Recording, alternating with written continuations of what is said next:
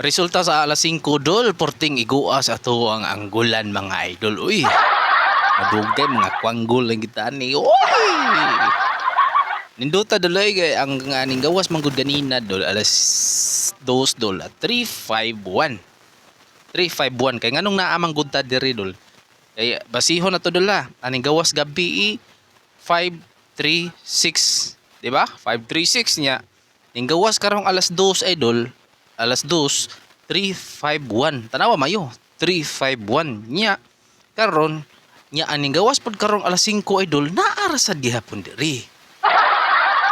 Naara sad gihapon din nagtago. So ang ning gawas idol sa alas 5 October 26 di dol ha. 435. Mao na siya ni gawas na ara gihapon siya diri dapita po ka idol. Mao na siya kung giingon nga naara gihapon siya diri. Nya tan-awa lang gyud ni atong anggulan kay hingigo kay ni. Usak adlaw tuyok-tuyokon ka diri. Pero naara siya diri dapita. Pila ra na ka numero imong kanon diri o putira nang gamaya. Ning makataghap ka diha. So ang resulta karon 435 nya ganina 351 o naara diha. Kadira galiter liter ko ra murag liter ay. Ay ngon ana ra na idol no. Ang ning gawas no 435. So ang paraon niya idol na sad tay paraon niya 435. Kuyaw ni siya unya idol nga mahimo ni siya nga 104. Kuyaw 104. Mao ni si kuyaw idol.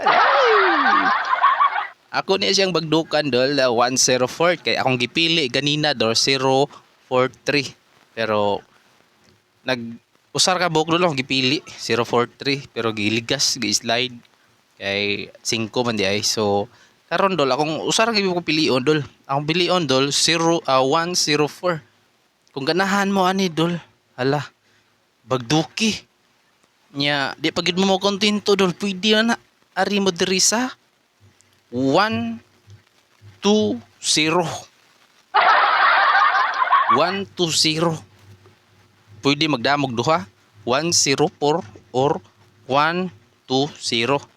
Target rumble mga idol para sure ball.